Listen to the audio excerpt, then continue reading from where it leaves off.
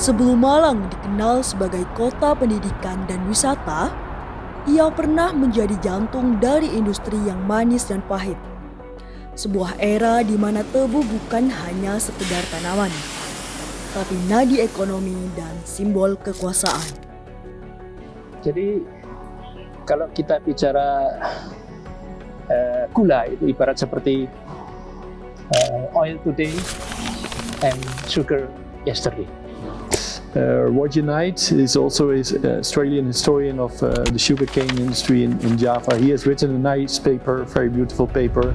Untuk itu PUJ membuat ini, pabrik gula mini. Ini adalah penelitian juga. Jadi dia meneliti bagaimana cara memproses tebu ini menjadi gula yang baik dengan metode sebaik mungkin. Sedangkan lebihnya, gula ini kan ibarat emas putih.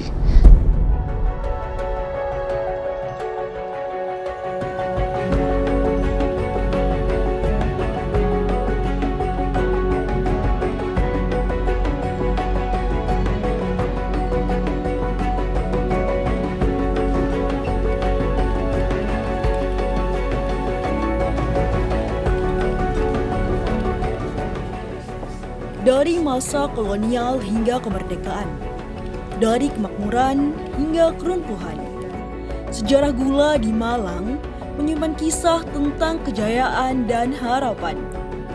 Kisah yang nyaris dilupakan, padahal pernah membentuk wajah kota ini. Inilah kisah tentang bagaimana manisnya gula menyisakan sejarah yang tidak selalu mudah ditelan. Sebuah perjalanan menelusuri jejak yang tertinggal di tanah Malang.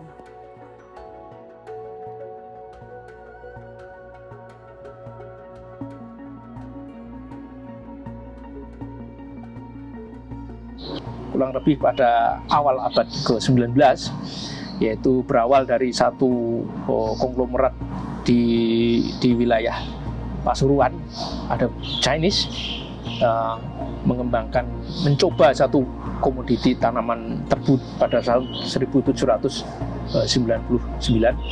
Kemudian berdiri dua pabrik tertua di Pasuruan, yaitu di Kedawung dan di Keraton pada tahun 1820 hingga 1830. Jadi sejak tahun itulah kemudian pabrik gula itu berkembang. Namun 1830 sampai 1880 itu komoditas gula itu masih menjadi salah satu komoditas yang coba-coba. Jadi dia masih tahap eksperimen, belum sampai ke industri gula yang benar-benar menjadi produk andalan devisa dari negara kolonial waktu itu. Dan kalau kita lihat secara runut 1830 sampai 1860 ya itu baru berkembang di sekitar Pasuruan, Probolinggo dan Sidoarjo, kemudian juga sampai di Pandaan, Akmar itu. Nah, baru masuk Malang kurang lebih awal abad 20 ya, 1910, tepatnya 1905 dan 1906. Di situ ada 4 pabrik, yaitu pabrik gula Sempawajak, pabrik gula Kebun Agung, pabrik gula Krepet, dan pabrik gula Panggung-Rejo yang ada di Kepanjen. Kebijakan strategis secara politik memang masih seperti umum, yaitu bagaimana tetap mempertahankan pasar supaya gula itu tetap bisa bersaing dengan produk-produk gula bit yang waktu itu diproduksi oleh negara-negara seperti negara-negara Eropa dan gula perkebunan gula yang ada di Kuba. Kemudian kebijakan meningkatkan kesejahteraan pada para buruh dengan cara membangunkan rumah sakit supaya mereka dapat layanan kesehatan. Ya, kita melihat banyak rumah sakit yang pada awalnya menjadi milik PTPN seperti Probolinggo, Pare, Malang, ya, ada Lavalet, ada HVA. Kebijakan lain adalah kebijakan memberikan sebuah pendidikan sekolah pertanian dan sekolah perkebunan supaya mereka punya kemampuan untuk menjaga produksi tebu misalnya. Nah, Dan kebijakan terakhir adalah kebijakan di bidang saya tadi lupa ya, membangun satu lembaga-lembaga riset. Lembaga-lembaga riset itu yang mencoba melakukan upaya riset ketika ada hama yang menyerang tanaman perkebunan. Saya ambil contoh, ada namanya sereh ya, hama yang menyerang batang tebu. Nah, kemudian dia harus membuat kebijakan yang mendanai riset untuk membuat supaya ada varietas yang tahan terhadap hama. Setelah diterapkannya Undang-Undang Agraria, rakyat mulai terlepas dari kewajiban tanam paksa dan memiliki hak untuk menggantungkan hidupnya pada tanah miliknya sendiri. Seiring berjalannya waktu pula, manisnya gula tak hanya mengubah lanskap pertanian Malang, tetapi juga membuka jalan bagi sebuah babak baru dalam sejarah Jawa. Dari kebun-kebun tebu rakyat, kini industri gula mulai berkembang pesat. Inilah awal mula industrialisasi gula di tanah Jawa yang jejaknya masih terasa hingga saat ini. In the 19th century, the main production increase was through industrialization of the sugar mill. So in other words, the two major big interventions or inventions, if you like, were vacuum pan and steam-powered engines, steam-powered presses, but also the boiling facilities. They became bigger because of the application of steam power. So those were are generally considered the main interventions in the 19th century. And that had a huge impact on the production of sugar cane, the production on the land, so to say. Because if the mill increases in capacity, your land has to produce more, right? So let's say the more classical mills, they had a limited capacity, which means you have less sugar. You need less sugar cane on your land because you don't have the capacity to process it all. But as soon as the processing mill becomes bigger and has more capacity, you also need more land to have enough sugar to feed the mill, so to say. And when you need more land, you need more labor.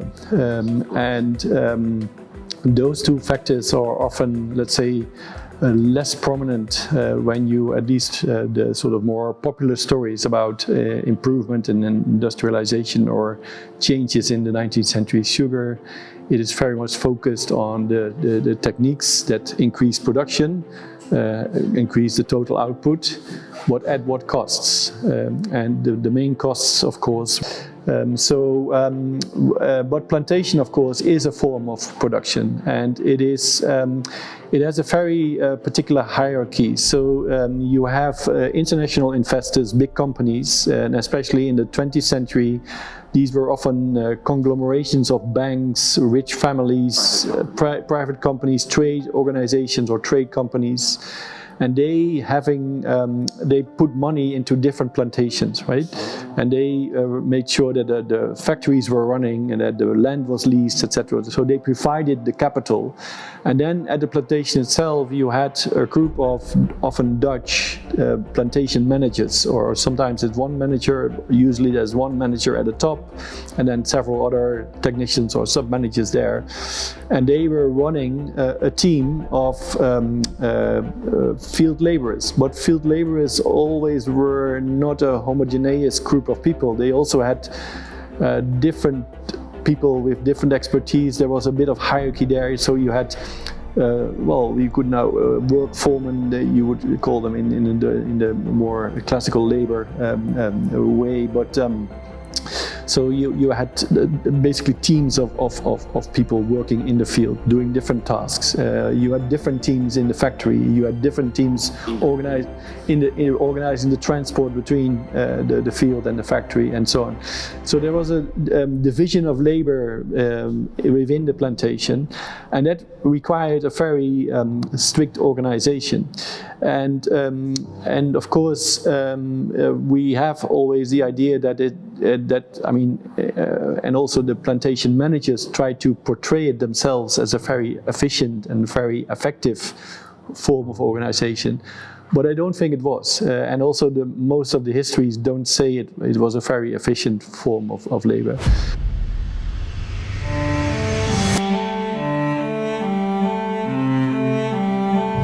Perjalanan panjang industri gula di Jawa Timur bukan hanya soal pembangunan pabrik dan kebijakan kolonial, namun mulai memberikan banyak dampak sosial seperti berdirinya sarana transportasi, pendidikan, hingga rumah sakit yang menjadi awal baru menuju kehidupan industri. Di balik ekspansi dan strategi ekonomi, tersembunyi tantangan besar yang mengancam keberlanjutan komoditas ini. Salah satunya datang dari alam, tanaman yang mengganggu produktivitas dan memaksa para pelaku industri untuk segera bertindak cepat. Bahwa sejak tahun 1880-an itu merebak penyakit daun sirih. Jadi daun sirih, maksudnya daun sirih. Jadi penyakit tebu ini nggak bisa batangnya itu tidak bisa memanjang, tapi dia daunnya itu memanjang seperti daun sirih. Jadi karena itu maka pada waktu itu sindikasi pabrik gula di Surabaya yang terdiri dari beberapa panitia, para pemilik pabrik gula di Surabaya mencoba mendirikan semacam penelitian untuk menanggulangi penyakit ini agar penyakit sirih ini bisa diatasi. Maka pada tahun 1887 di Pasuruan dibentuklah pusat penelitian tebu. Sebenarnya di Pasuruan ini atau di Jawa Timur ini bukan yang pertama. Yang pertama adalah yang di Jawa Barat tahun 1885, kemudian yang kedua di Jawa Tengah 1886, kemudian yang ketiga baru di Jawa Timur. Ini awalnya disebut Proof Station West Java. Jadi P3GI dia di samping mencari cara menanggulangi penyakit sirih, juga dicari cara lain bagaimana menemukan bibit unggul yang tahan terhadap penyakit sirih. Untuk itu dilakukan persilangan antara tebu satu dengan tebu yang lain. Jadi nanti dari persilangan itu akan diharapkan menghasilkan tebu yang unggul. Tapi di samping mencari bibit tebu yang unggul, juga diteliti juga mengenai tanah. Jadi tebu A ini cocoknya di tanah apa, tebu B ini cocoknya di tanah apa. Itu masing-masing jenis tebu itu berbeda. Jadi selain meneliti jenis tanah, juga cara perawatan tebu, cara pengolahan tanahnya bagaimana, pengairannya bagaimana, pemupukan bagaimana, hingga sampai di Proof Station Java ini POJ memberikan atau meneliti juga pemrosesan. Jadi pemrosesan di pabrik gula, dicari bagaimana cara memproses gula dengan cara yang paling baik.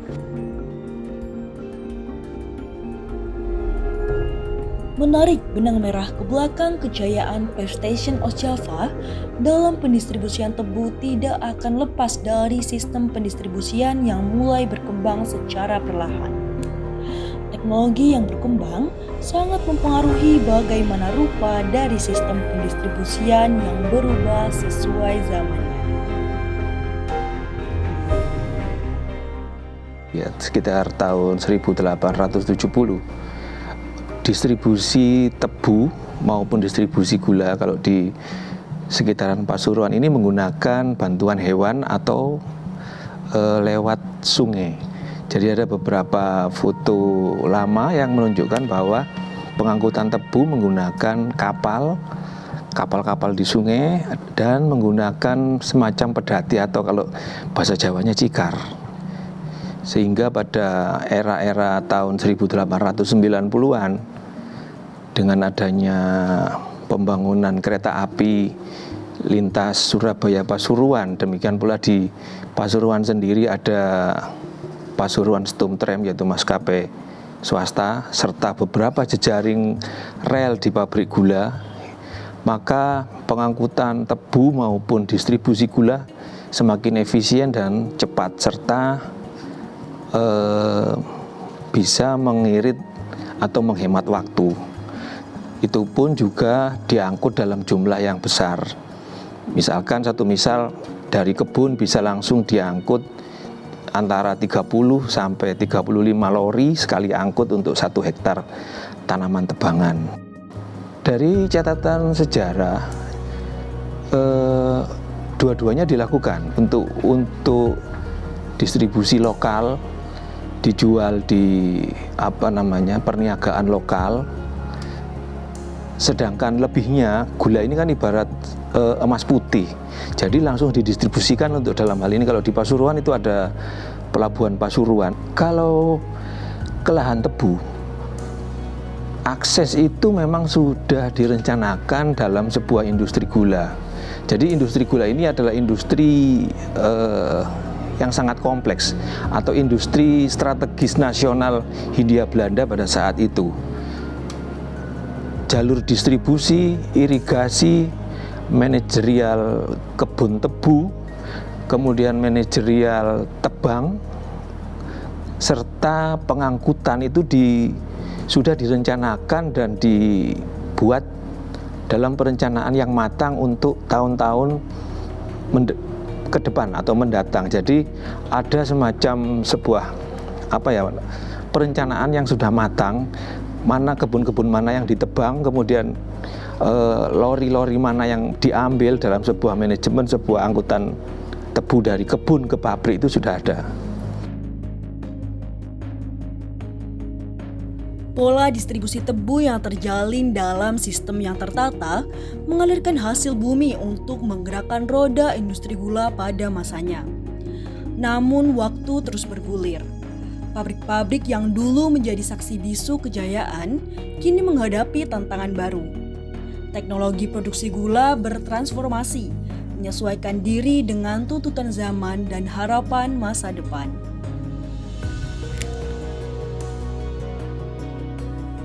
Di setiap perkembangan pabrik gula ya khususnya, itu mesin-mesin dan alat-alat itu sudah sangat-sangat istilahnya canggih dan mengikuti dinamika zaman, Mas. Jadi kalau dulu itu memang alat-alat seperti yang jadul-jadul itu memang jarang dipergunakan.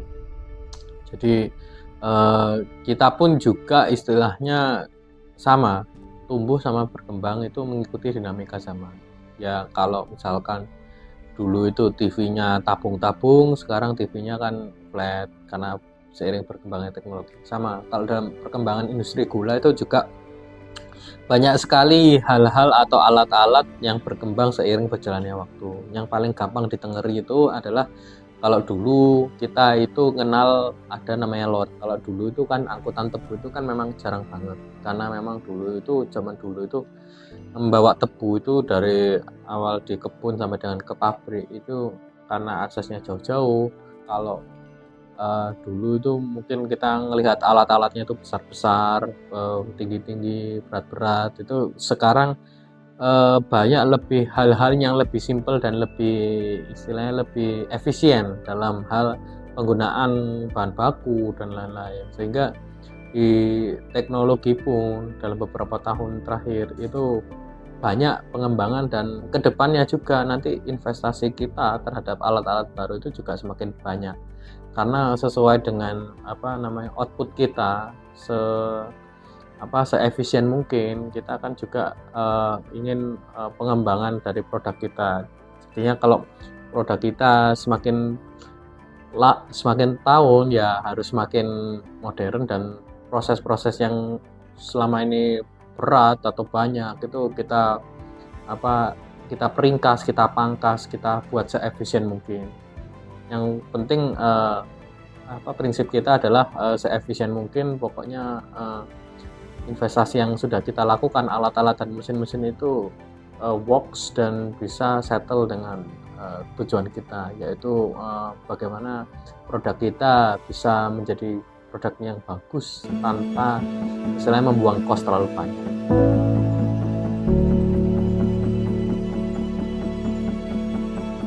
Ya, tentunya pabrik gula ini sangat membantu kami dalam menghidupi atau bertahan hidup lah, istilahnya kayak gitu. Itu manfaat yang pastinya ya. Kemudian yang kedua ini juga dari segi sosial atau kemasyarakatan. Kalau saya kan bukan asli orang Malang, jadi dapat rekan-rekan kerja yang dari orang Malang, kemudian mendapatkan istilahnya wah, budayanya ternyata beda, tapi sebetulnya itu sebetulnya adalah hal yang baik gitu loh. Kemudian juga selain itu manfaatnya adalah mengaktualisasikan diri, salah satunya adalah itu. Karena PG Krebet Baru ini salah satu anak perusahaan BUMN tadi kan, kita tetap harus memberdayakan masyarakat sekitar. Nah, harapannya juga pemerintah bisa ikut andil dalam membantu perusahaan-perusahaan untuk meningkatkan atau mendukung swasembada pangan gitu kan. Tagline-nya tahun ini adalah swasembada pangan. Nah, gula merupakan salah satu komoditas untuk swasembada pangan.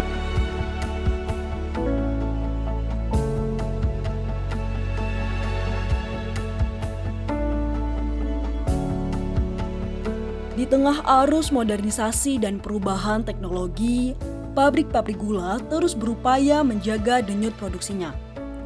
Namun, di balik kemajuan itu tersimpan berbagai tantangan yang harus dihadapi. Tantangan yang tak hanya mengguncang keberlangsungan industri gula, tetapi juga meninggalkan jejak nyata bagi kehidupan sosial, ekonomi, dan lingkungan di Malang. Ya, pabrik gula ini sangat mempengaruhi kehidupan sosial di sekitarnya ya, karena dengan adanya pabrik gula ini muncul masyarakat yang kemudian akan menjadi buruh pabrik gula.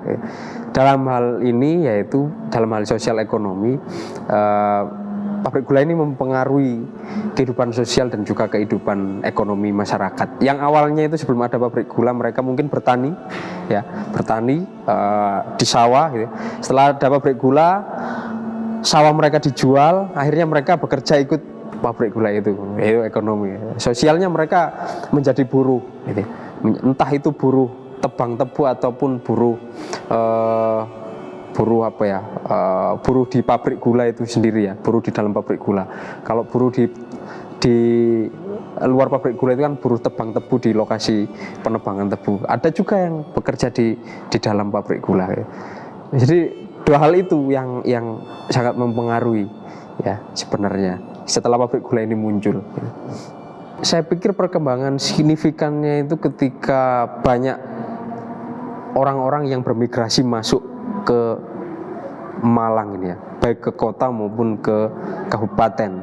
Istilahnya itu kan ada in-migration and out-migration ya. Kalau out-migration kan migrasi keluar untuk merantau, mencari pekerjaan. Lah ini in-migration. Kebanyakan juga orang-orang Madura.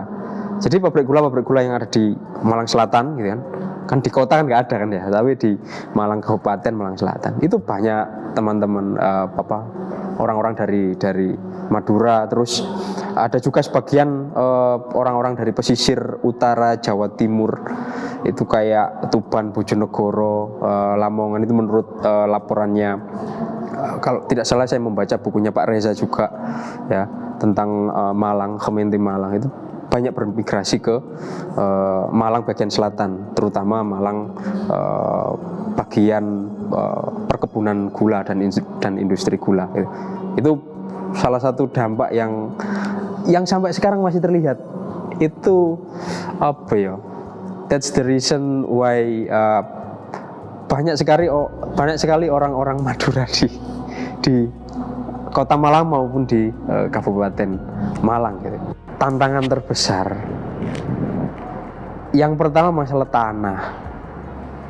Sekarang daripada orang menanam tebu, mending tanahnya dijual ke developer untuk jadi perumahan. Ini di Malang loh ya, gitu ya. Lihat saja, tidak hanya tebu, sawah misalnya, mending dijual ke developer daripada untuk sawah, lebih menguntungkan. Seperti itu tantangannya. Tantangan yang kedua itu adalah pengelolaan mesinnya. Jadi kalau pemerintah ya melalui PTPN itu tidak berbenah untuk merawat mesin itu dan istilahnya meremajakan mesin dari pabrik gula itu, yang terjadi adalah ya produksinya ya sedikit ya. Seperti dulu pas masa kolonial misalnya menggunakan teknik atau teknologi yang masih seperti itu ya akan sedikit.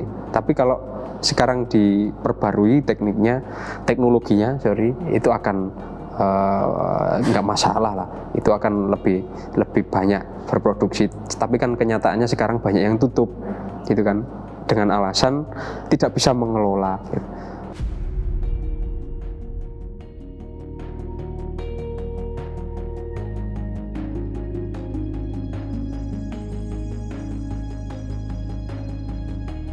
Industri gula di Malang bukan hanya cerita tentang manisnya hasil bumi, tapi juga tentang sistem, strategi, dan perjuangan.